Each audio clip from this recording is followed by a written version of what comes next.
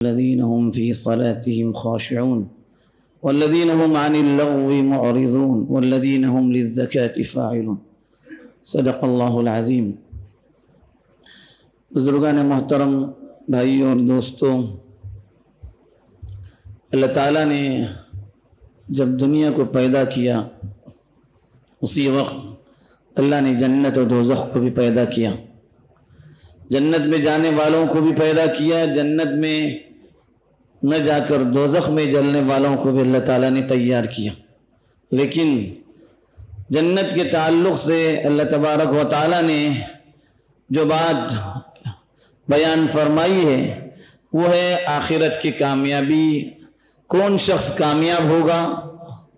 قرآن پاک کے اندر فرمایا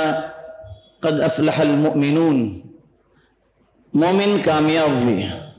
پھر ان مومنوں کی صفات بیان کی گئی، الذین هم فی صلاتهم خاشعون، جو اپنی نمازوں کے اندر خشوع و خضوع اختیار کرتے ہیں، جو زکوٰۃ ادا کرتے ہیں، جو اپنی پاک دامنی کو سنبھالے رکھتے ہیں، سوائے اپنی باندی یا اپنی بیویوں کے، جو لغو کام سے اعراض کرتے ہیں۔ پوری باتیں ان کی صفتیں بیان کی گئی، ان مومنوں کی جو مومن کامیاب ہونے والے۔ جنت میں وہی مومن جائیں گے، اور جنت ایک ایسی چیز ہے کہ جس کا طلب کرنا ہر مومن کے لیے ضروری ہے۔ مومن کو اس جنت کے حصول کا اور اس کی طلب کے سلسلے میں دعا کرنے کا حکم دیا گیا۔ چنانچہ مومن جنت کے حصول کی دعا بھی کرتا ہے، اس کے لیے محنت بھی کرتا ہے۔ لیکن صرف دعا کرنے سے کام نہیں چلے گا، صرف تمنا کرنے سے کام نہیں چلتا۔ دنیا کی کسی چیز کو حاصل کرنے کے لیے جس طرح سے انسان صرف تمنا کرتا رہے، دعا کرتا رہے اور یہ سمجھے کہ جو ہے نا مجھے وہ چیز حاصل ہو جائے گی، یہ اس کی خام خیالی، جبکہ اس کے مقابلے میں محنت کرنے والا، کوشش کرنے والا وہ آگے بڑھ جاتا ہے اور وہ اس چیز کو حاصل کر لیتا ہے۔ دنیاوی امور کے اندر جب یہ بات ہے تو اس سے بڑھ کر اللہ کے یہاں کامیابی، اللہ کی رضا، اس کی خوشنودی کا حصول اور جنت کا حصول محض تمنا لے کر بیٹھنا اور اس کے لیے کسی طرح کی کوشش کیے بغیر رہنا، یہ انسان کے نادانی کی اور اس کی بیوقوفی کی نشانی ہے۔ اللہ تعالیٰ نے جب جنت کو پیدا کیا، حدیث میں آتا ہے کہ اللہ تعالیٰ نے جنت پیدا کی تو جبریل امین کو حکم دیا جاؤ جنت جا کر دیکھ کر آؤ، میں نے جنت کے اندر کیا کیا چیزیں تیار کی۔ حضرت جبریل گئے، جنت کو دیکھا، جنت کے اندر اللہ تعالیٰ نے کیا کیا چیزیں تیار کی ہیں جنت میں آنے والوں کے لیے، دیکھ کر آئے اور اللہ سے اللہ کی عزت و جلال کی قسم کھا کر کہنے لگے، اللہ جو بھی جنت کے متعلق سنے گا، دیکھے گا، ہر کوئی اس میں جانے کی تمنا کرے گا۔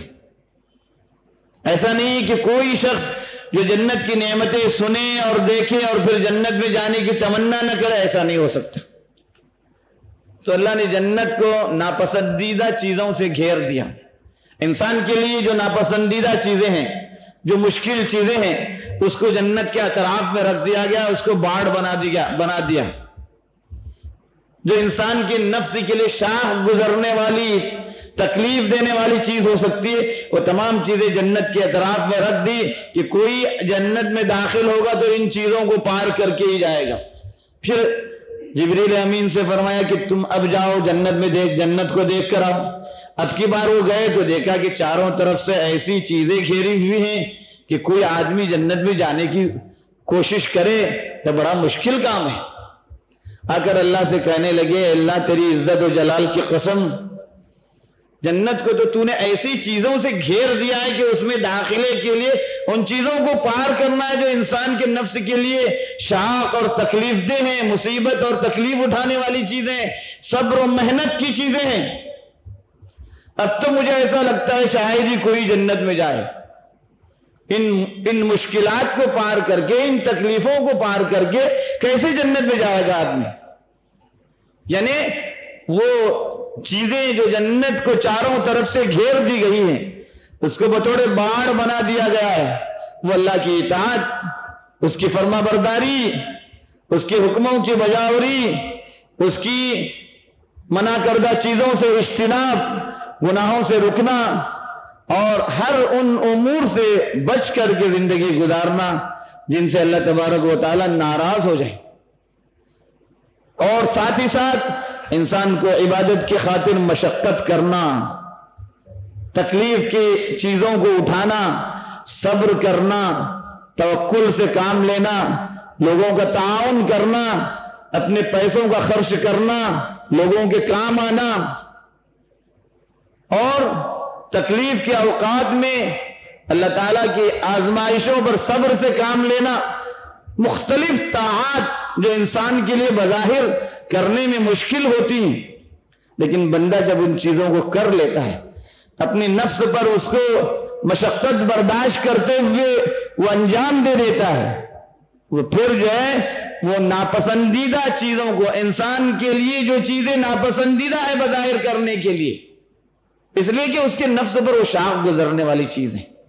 ٹھنڈی کا موسم، بارش کا موسم، کہاں فجر میں اٹھنا آدمی کو اچھا لگتا ہے، بارے گراں لگتا ہے آدمی کو، تکلیف محسوس کرتا ہے آدمی، یہ اس کے لیے بارے گراں کی بات ہے، لیکن وہ برداشت کرتا ہے، اڑ جاتا ہے، اور اس مشقت کو برداشت کرنا، نفس کے خلاف کرنا، یہ ہے آدمی کا کمال، یہ ہے آدمی کا جو ہے جنت میں جانے کا اور جنت میں داخلے کا طریقہ۔ اسی طرح سے دنیا کی تمام تر وہ چیزیں جس کے کرنے میں انسان کے لیے بظاہر مشکل ہے، لیکن ذرا سی محنت کرے، ذرا سا صبر کرے، ذرا سی تکلیف اٹھائے، ذرا سی مشقت اٹھائے، انسان اس مشقت کو اٹھا کر ان کاموں کو کر سکتا ہے۔ انسان کے ہاتھ میں غلط پیسہ آ رہا ہے، لینے میں تو اچھا لگتا ہے لیکن چھوڑنا اس کو پسند نہیں، پیسہ ہے آدمی کہاں سے چھوڑے گا، لیکن وہ اپنے نفس پر صبر کرتے ہوئے مشقت برداشت کرتا ہے، یہ حرام کا پیسہ ہے میں نہیں لوں گا، یہ ناجائز طریقے سے حاصل ہونے والا پیسہ ہے میں اس کو حاصل نہیں کروں گا، اپنے نفس کو اس ناپسندیدہ چیز کے لیے اس نے تیار کیا،